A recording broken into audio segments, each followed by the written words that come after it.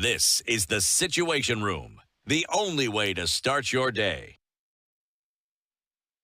Avodi Wabushoba, Mama was there. Edwin Sifuna was there. Of course, himself, Caleb Amesi, was there. And there was a litany of other leaders who were there. And it is at this meeting that the Secretary General of the ODM party said, you know what, guys, don't get it twisted. If this is the support that you're going to give, replace me. If we get to that point where it's going to happen, so the man seems to be really grounded in his creed. That this is where I am. You're not going to be able to move me from that I have seen something. And if there are undertones about what will happen politically, or if there are certain kind of alignments that will then shift and be made, I think you're starting to hear the whispers of those. But I thought it was really interesting that take her out of Githunguri and put her in Western, and her message as Gathoni Wamushomba remains the same. But interestingly, you listen to what Sifuna was saying, and it's double-barreled for me. Yeah. And when every time you listen to a politician, there's always undertones of what are the discussions in the boardrooms before they take the stand, hold the microphone, and say whatever they're saying. So if you're to look at a few, if you're to look back at at moments where the last one where he was reading that statement, and Raila was standing there, Nyang' Nyong'o was there, Abdul Swamad, Mombasa governor was there, and all these other, Gladys Wanga was there, and all these other leaders. And the impression was he's reading this thing like somebody who's been forced to read it. You're the Secretary General, just read it. And so he was reading it. But what I also tend to see is there was something he said that if then this arrangement is what is going to push us to support William Ruto 2027, count me out. In the meantime, I'm sticking here. If you feel you want to replace me, go ahead. But there is nothing like supporting William Ruto in 2027. Question is that Edwin Sifuna speaking as Edwin Sifuna? Or is Edwin Sifuna the Secretary General speaking on behalf of Baba? But he didn't cross those. He didn't blur the lines. He was very clear. Yes. He even told journalists after that presser, "Don't ask me questions for Edwin Sifuna. Ask me questions for the Secretary General of ODM." So what is he telling you? That if you're going to ask me questions about Edwin Sifuna, the answer I will give you will be totally different. In this capacity, I am sitting as the Secretary General.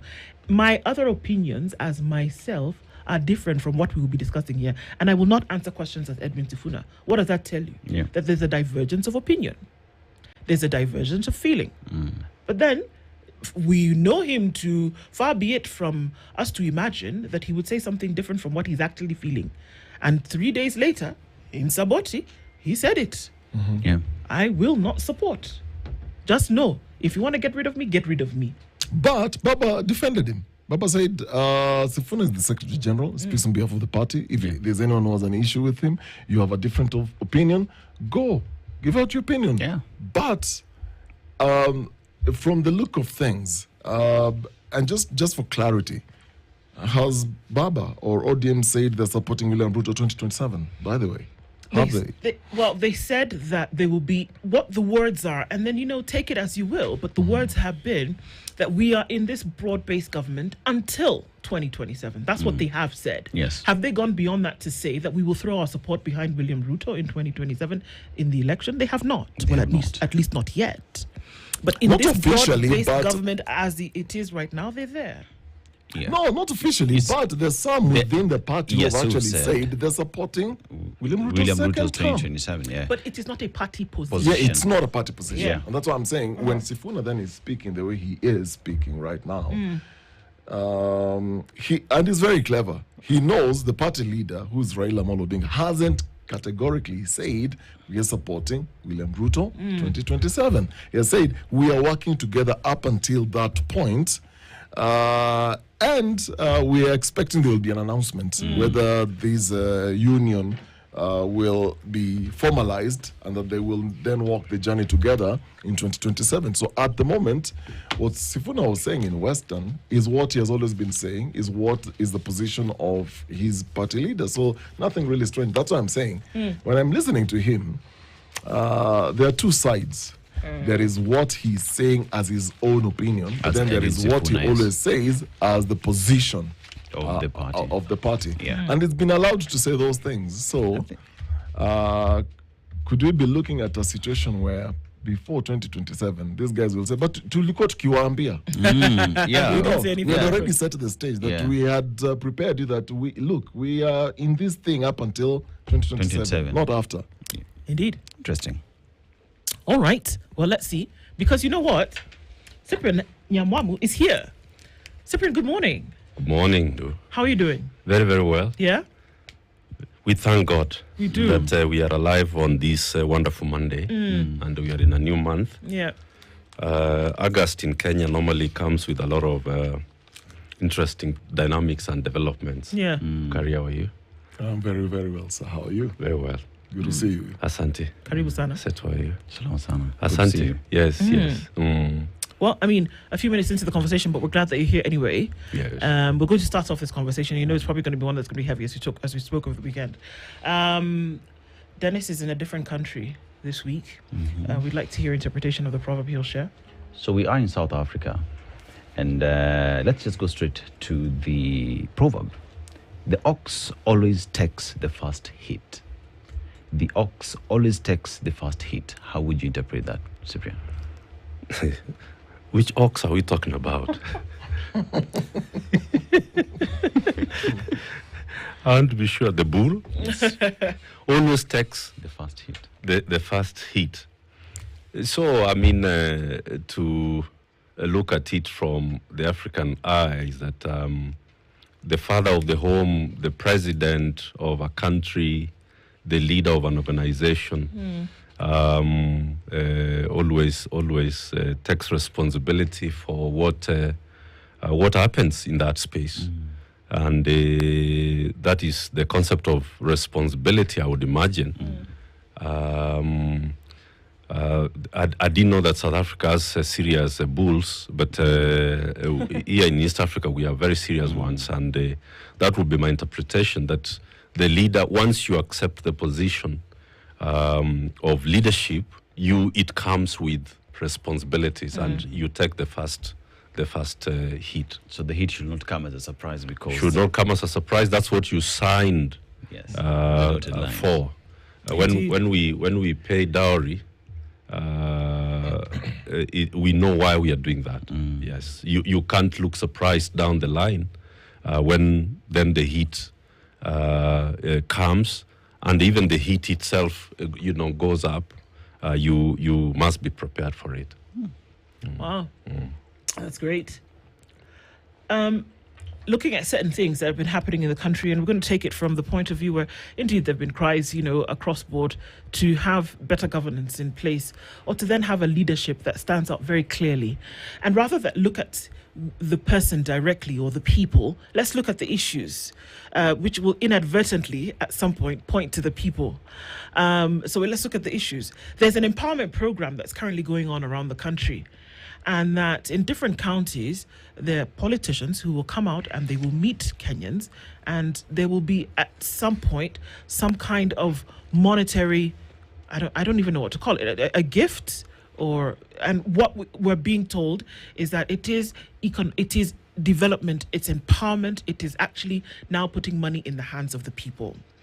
Now, where the people would welcome such a thing, because in that moment it is gratifying and is satisfying to a certain extent, can we look at it as economic development and empowerment when it comes to what it ought to be doing for the people of Kenya? Or should we say fund systems so that the systems actually work, so you don't have to do this? Is it economic empowerment as we see it, development, or are we seeing that the politics of the day are at play? Cyprian. Thank you very much, Ndu. And we have discussed governance here on this platform a couple of times. And we've come to the agreement that failed leadership produces failed governance. And failed governance leads to tragedy. So what you are seeing now in those so-called empowerment programs is actually a tragedy. We are celebrating, we are institutionalizing calamity. That's calamity. What you see now called empowerment is actually calamity. And I'll use very easy examples for everybody to understand. There are three questions that have to be asked as relates to the so-called empowerment programs. And the first one is an institutional question. Which institution is doing the empowerment? Because in governance, we are interested about which institution and which policy is being implemented.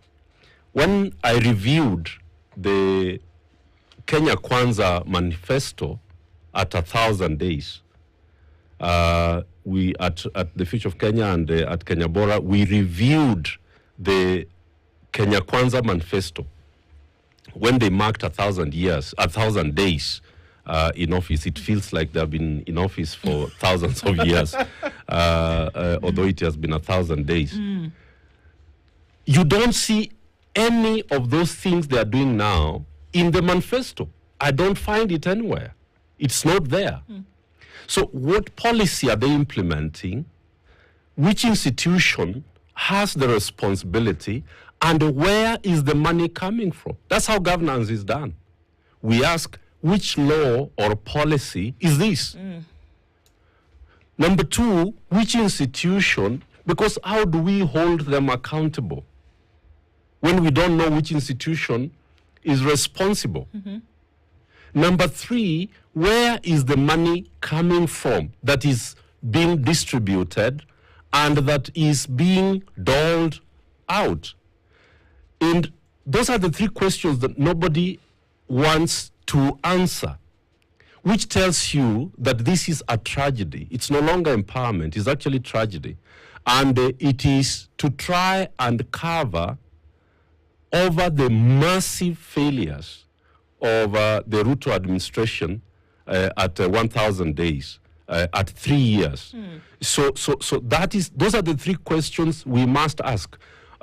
Because if we start scratching those three questions, you will find that those are criminals who are being allowed to operate out there, who should be in jail. What the people of Kenya should do is to start arresting these criminals out there claiming to be doing empowerment programs and ask them the three questions I've just posed right now. If you were to ask them to the president, because obviously, I mean, essentially this is a conversation that we'd ask the president to hear certain things that Kenyans are saying, Cyprian.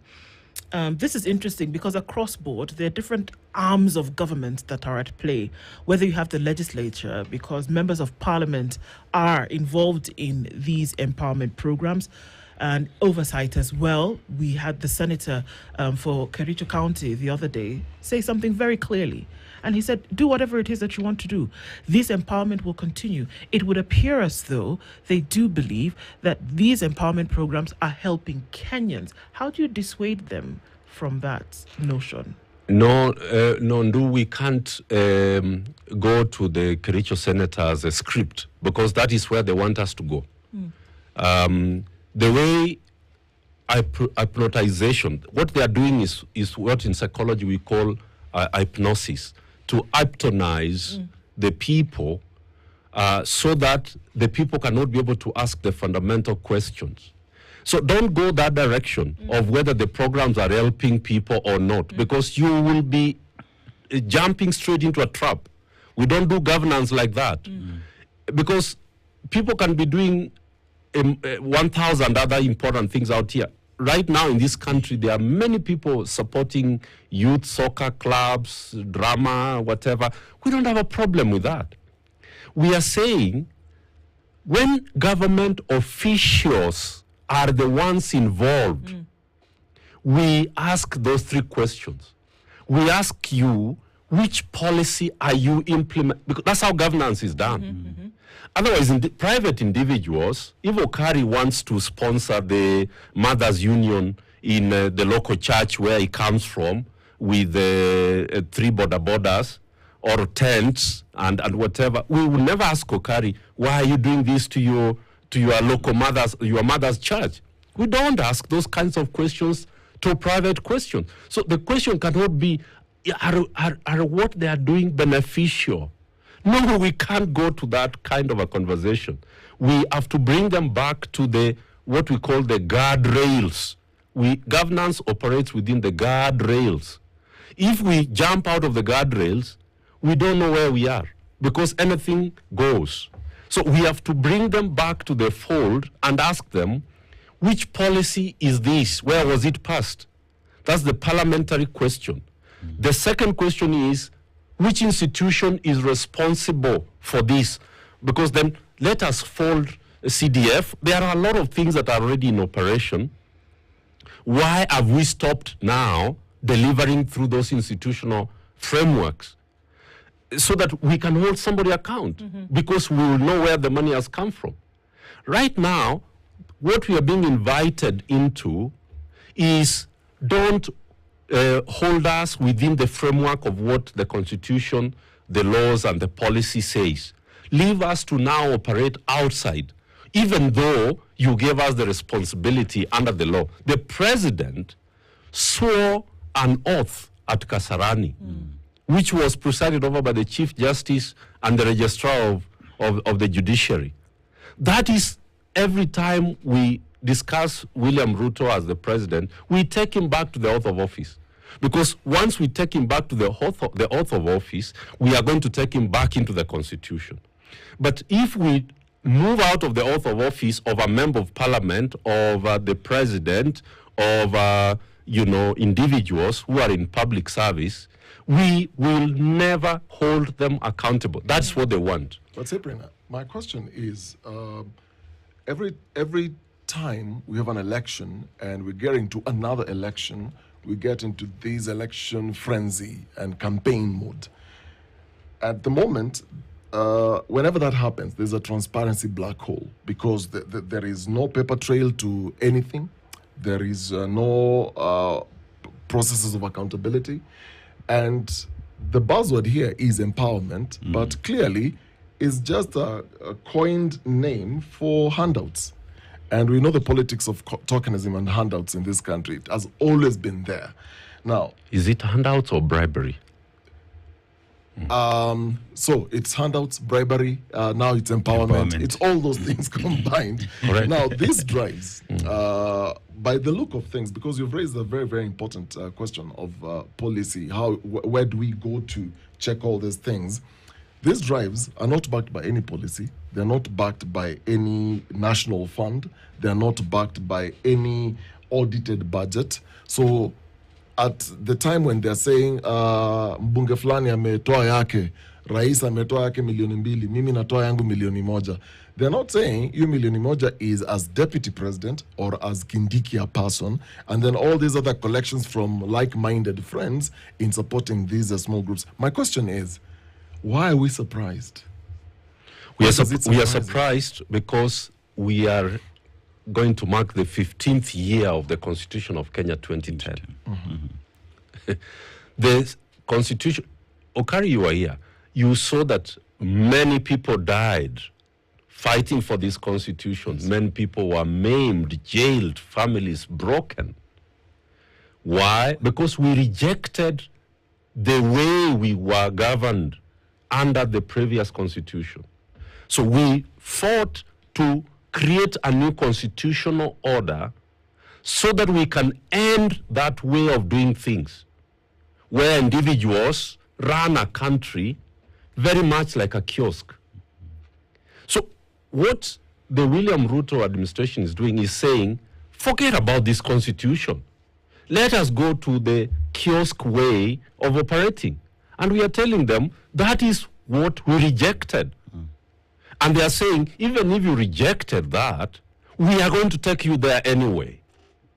And so the competition now is, how much money have you given?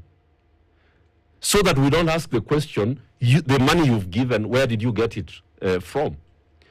And you bring me to an important place, because these individuals that you are seeing doling out millions of money, some of them are my age mates, some of them are younger, like Murkomen, and we know the lives they were living 10 years ago. They were university lecturers who could not even afford a air ticket to Eldoret to teach at the School of Law. You understand? So they couldn't even pay school fees for their children. They were taking shuttles to North Rift. But now they have this excess supply of money, which they are even saying they are very charitable and generous in giving. And they don't want us to ask, can we go to the economic crimes? There's in Kenya, there are laws. There's the Public Officers Ethics Act. There is the Economic Crimes Act in this country. People don't want us to hold them to account within the legal framework that we have established and the constitution that we have passed and promulgated. And don't be surprised, because some of these people were actually against the constitution of Kenya. They campaigned against it. And so we are not surprised at all, Okari. What we are saying is that we reject being taken back to the kiosk operation, which is what we rejected when we brought the new constitution. What they are proposing to us is what we are rejecting. And the people of Kenya, especially the young people, rejected and have rejected this way, this modus operandi of doing things. But Cyprian, you see, the people of Kenya, the Gen Zs, have rejected the way things are going. But if you then move forward on who then is to take this burden, this rejection, and act on it, we look at bodies as the Office of the Auditor General, who's always spoken about what is happening with regard to how money is being spent in government.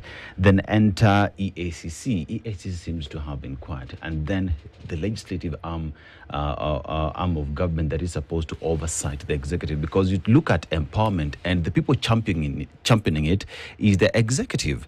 But here you have a legislature that is as well just singing to the songs being perpetrated by the executive. So how then do we ensure that what we are rejecting will actually end up, say, in court if the bodies in charge of oversight are silent? Ndu will tell you that I'm a very hopeful man, because I don't expect somebody else to do it for me. That is the only reason I'm alive.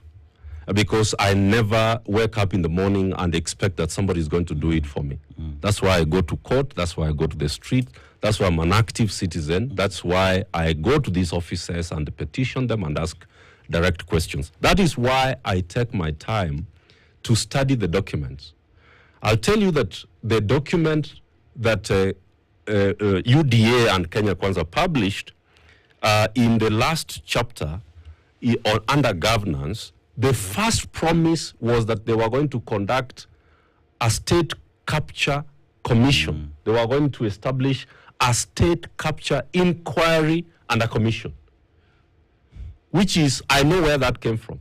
There's a friend of mine, I will not name him on air, who knew what South Africa did with their state capture commission and how that became very significant in removing Zuma from office. So they promised us that, and a lot of people supported them because the state capture commission was going to solve the problems we are seeing today. So let me tell you where we are with that. And that's why you will see me going to the policy, to the legal framework, to the institution that is responsible, and to the sources of money. Because if you don't operate within that framework, you are just a commentator on the street. So let me tell you that they knew that if you attempt to commission a state capture inquiry, it is the very people who have now been elected who will be found guilty. So they didn't commission the state capture inquiry. And what has now happened under the administration of William Ruto is that the state capture has become complete and it is deep. It is actually entrenched. The state capture is complete. It is so bad that a judge who makes a judgment that is not favorable to the executive, his or her security is withdrawn at 2 p.m. You make a ruling at 11. By the time you are going for lunch, you are a judge in Kenya, your security has been withdrawn. All of us meeting here know that it's happening.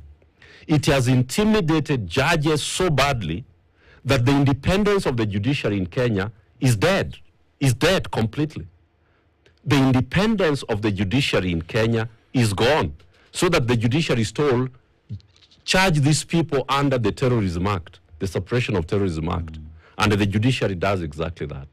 Instead of asking the first question, what is the evidential basis of charging these people under the Terrorism Act? Because we all know what the Terrorism Act is supposed to do. I'm just telling you how badly institutions are dead. Look at the ESCC. I mean, nobody expects anything from institutions in the country. The only two offices that are working is the control of budget and it is the Auditor General. But we know what is happening to these offices. The other commissions, like the Kenya National Commission on Human Rights and all the Chapter 15 commissions, have been crippled. What has been done there is that withdraw the budget so that they don't have money to operate. So the Auditor General is there, but her budget is being slashed every year and threatened that if you continue with your toughness and the enforcing of accountability, we are going to completely cripple you, or we look for some, charges for you. You saw the control of budget a year ago and a half. I remember I was with her in Mombasa, being charged that when she was in a circle, she borrowed, she lent money to somebody, and so you're hearing what I'm saying. Yeah. This is a circle she was an official of. She used to be an official of. Now she's the controller of budget, a constitutional office in the Republic of Kenya, who's being treated to this kind of humiliation. So that she's told, don't keep asking questions in terms of how we spend money. How we spend money outside the controls. That is how, over the last 7 months between July and March this year, you saw that Treasury spent 1.3 trillion manually. They did not do the control of budget. They didn't pass muster.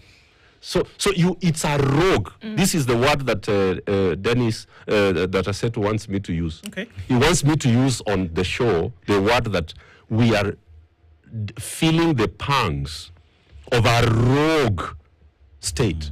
A rogue state that is not operating within the Constitution. And because there's no opposition, and because the church and the religious institutions are in bed, and because Parliament is dead, we are under a tyranny. What we call constitutional authoritarianism is actually what is operational in Kenya. So people can be killed, and if they complain, like you kill Albert Ojwang, if we demonstrate and complain, you kill more of us. Because why are you complaining about who we have killed? Yeah. So usually we'll see that there is the exemplification of some of these ideologies that you talk about. Constitutional authoritarianism. It would not be the first time, if that is what we're experiencing, that it has happened on the globe. Now, if we Many times. Yeah, it has. And if we have conversations that are directed towards solutions, which is the position that I think we should be in, whereby you say, okay, so this is the problem. If that truly is the problem, what is the solution?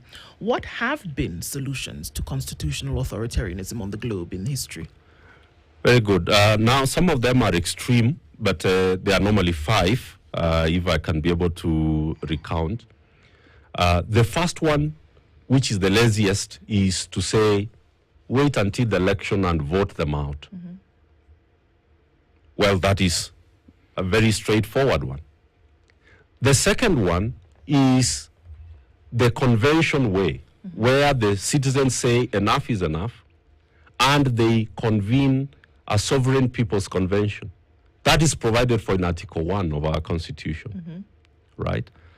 The third is not just a convention, but going directly to call for a referendum on the government that is in place. That is what we call in simple language recall. You recall the government that is in place because it is acting against the established constitutional order. The fourth, which is not very popular, and that is why we keep some of these for later, is that people can be able to institute a revolution. We have seen it in Sri Lanka, we've seen it in Bangladesh, we've seen it in many countries. Raila keeps giving us the Sudan, bad example, but he doesn't mention Sri Lanka and Bangladesh, which happened much later and more recently, actually almost at the same time with our Gen Z revolt of last year. So this is what we call popular uprising. Okay. Popular uprising, mass action, which is provided for in Article 37 of our Constitution. Article 37 of our Constitution. All right? And then there's the fifth, which is least desirable, military coups. The problem with military coups, and that's why we don't champion that way of doing things, is that the first casualty of a military takeover is the Constitution itself. Yes. So you cannot be running away from constitutional authoritarianism to no constitutional governance at all. So we have to tell Kenyans that there are these 5 options that are before us. The first one, the laziest, is wait for the next general election. The president keeps telling us that, I was elected, and he says it as if he was elected to stay in power regardless of what he does. And the youth of Kenya have said that you can't kill us and lead us. And more people are saying, you cannot steal from us and lead us. We can't allow people who violate our rights, our sovereignty, and our constitution to continue to stay in power. So where are we at the moment? We are at a place where we are only 23 months to the next general election, depending on who is doing the interpretation. My friend Willis Otieno has been on this show, and he is completely right that the election should be conducted next year in August. Yeah. It's very clear that August 2026 is the day of the next general election. I don't know whether we are even ready for that kind of an election. I won't be one of the people who are agitating for that, whatever. But the one provision that I have skipped deliberately is actually the impeachment of the president. And I knew that you were going to ask me that. But I left it out of the 5 options because these 5 options are the people's options. We have a country where we have a parliament whose work includes oversight and legislation and representing the people. So Asetu was asking what has become of parliament. What has become of parliament that it is that it is so captured that Kenyans do not even suggest to them that can you try, because they have moved from, I say that they have moved from being a watchdog to a lapdog. And Dennis would know what a lapdog is. Is the one when you come from work which jumps and you pet it and give it more milk if that's what's needed, and so on and so forth. So we don't have a watchdog anymore because institutions are completely pocketed. They are all there to represent the president, not the people of Kenya, but the president. It's interesting that you say this because just the other day when conversations around recalling, because this is one of the things on the list, IEBC then said very clearly that there was no... So essentially, if you wanted to do anything like recalling, you can kiss that goodbye because there's lack of legislation or clear framework within which this would happen. And they cited a court ruling which was made in 2011 declaring parts of the Elections Act unconstitutional. So basically, the IEBC says to you, if you're thinking about recalling or some of these things that you suggest, Cyprian, that it will not be possible because there is a lack of framework, essentially, not enough laws. Which is why this IEBC that has just been sworn in has not inspired any confidence from the people of Kenya. there's an important thing that we need to say at this stage. Every 6 months, we conduct what we call the diagnostic. We assess the level of confidence in institutions in our country. Surprisingly, the confidence and the trust in institutions of governance is at its lowest since independence. Take the police, for example. There is no time in the history of our country that Kenyans have lost trust in the police like it is now. In fact, it's just that we don't have funding to conduct the nationwide survey because we do it in all the 5,100 sublocations in the country to check what Kenyans say about the institutions of governance. But I'm sure that right now, the level of trust in the police could be anywhere near 26 or probably 27%. And that is supposed to be a trusted institution that dispenses justice. That is why I come to IEBC. I wanted to make the broad point that when there is authoritarianism, the first casualty is the institutions. There's no confidence in the institutions. So no wonder there's no confidence in the presidency. Of course, there's no confidence in parliament. Of course, there's no confidence in the judiciary. Of course, the confidence in the police is very low. But what about the umpire, the IEBC? Democratic practice globally is that any electoral institution is supposed to enjoy a minimum of 65% rating. You know that our IEBC, the highest they have ever gone is the Chebukati IEBC when it was brought to office January 2017. That is when IEBC got as high as 54%. But then after the 2017 election, which the Maraga Supreme Court nullified, it has been on a free fall. You've seen commissioners resigning, electoral officers being killed, etc. So now you have a new lot. Now you have a new lot in Supreme Court. You have a new lot. There's an opportunity for that. Which has come in through a very suspect process. You saw some of them were brought in through some addendum. They didn't even apply. So you are wondering who is this who pushed their names into the list. But forget about all that. We said, forget about it.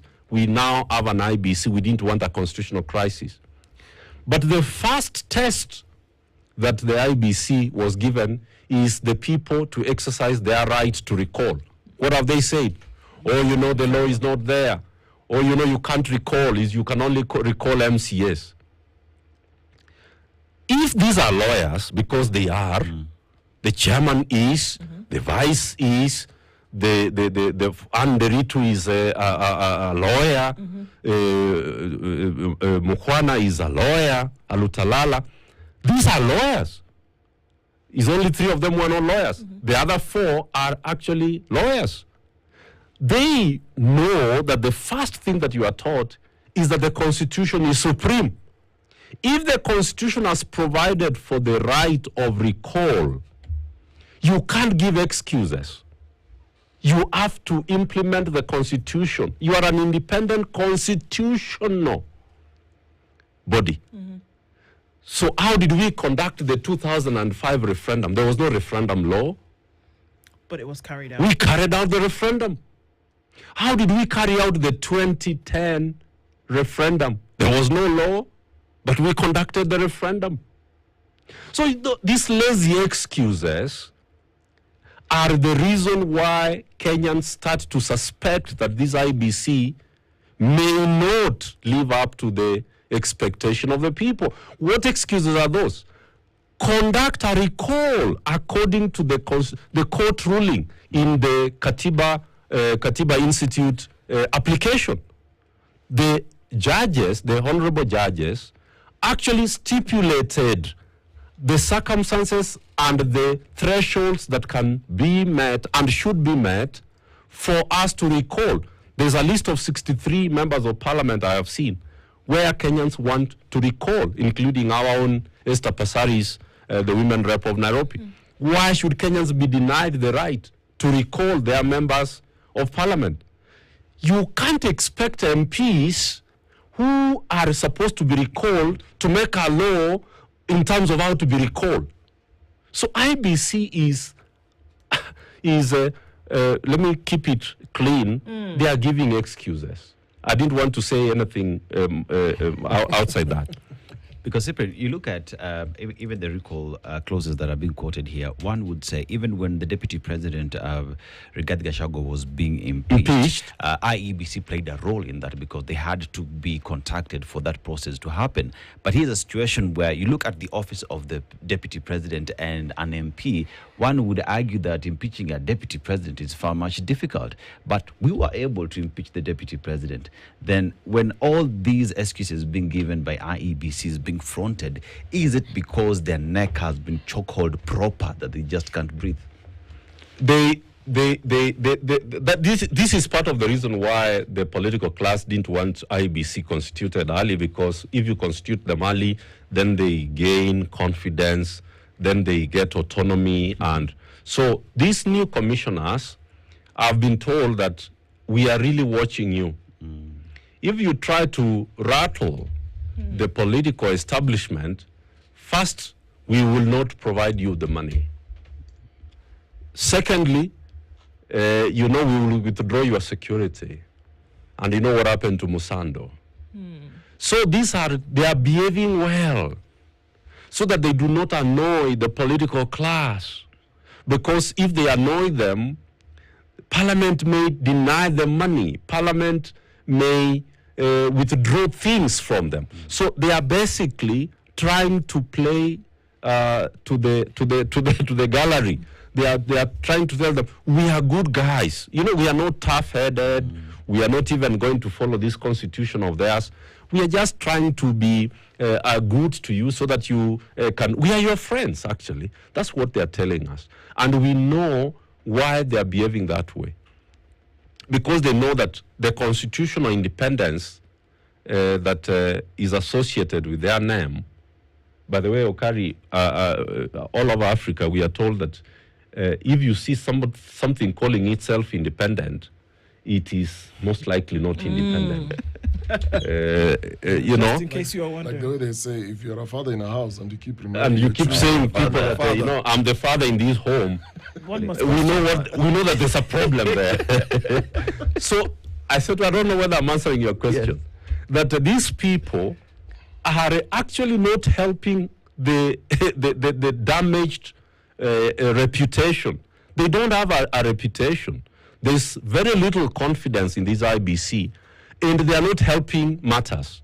And so I am looking at a 2027 election where we are going to an election where there is no confidence in institutions. And that is a massive political risk to the very existence of the state. And I'm using carefully chosen words this morning. They've been carefully chosen words, but as some stark realities, I think, that you've pointed out this morning, that if anything, then need to be pondered upon. And of course, then having this conversation was one that was necessary to have. Our time runs out, Cyprian, and we want to thank you for being here with us this morning, looking for times where people can have thought around these conversations that we've had. Thank you for coming today. So you are not even going to allow me to tell my listeners that I am the next Nairobi governor 2027? That doesn't happen. Well, on the time is up. There it goes. There it goes. Said it, and there you've shared it. So now we know. So thank you very much. So this is the governance that we have to. We can't keep talking. We have to move from the mode of criticizing government and suggesting to government. We have to come in, like Kibwana became governor of Makueni, and actually demonstrated how it should be done. How it is done. Because we are the people who made the constitution and who fought for devolution. But we keep leaving it to those who are against it. And that's why the tragedy. And that's so the conclusion as I go is to say the following, that it will take a revolution to find a solution. It will take a revolution in this country to find a revolution, And the leadership that is going to solve this country's problem is not going to come from Uganda or from outside the country. We have to step up, and the young people of this country, I can assure you, who I am working with, are completely determined not to recycle anything that has been in the system and which has failed us. So we must unite to deliver this country, and that's why I'm offering myself for Nairobi. Cyprian Nyawamu, spokesperson, Kenya, Bora to Takayo. Thank you for being here this morning. Asante san. You've heard it from him at 8:02. Good morning. This is